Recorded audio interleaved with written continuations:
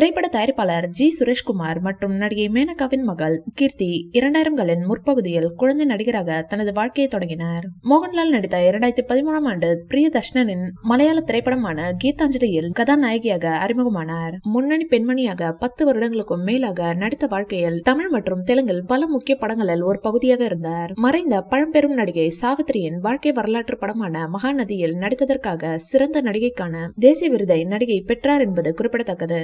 கீர்த்தி ஆண்டனியுடன் 15 வருடங்களுக்கும் மேலாக காதலித்து வருவதாக செய்திகள் தெரிவிக்கின்றன.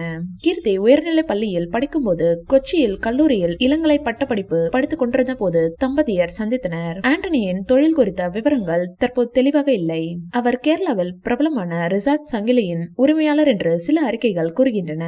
மேலும் பல உறுதிப்படுத்தப்படாத அறிக்கைகள் அவர் துபாயில் ஒரு வணிகத்தை வைத்திருப்பதாக கூறுகின்றன. மேலும் விவரங்கள் வர இருக்கும் வாரங்களில் வரும் என்று எதிர்பார்க்கப்படுகிறது.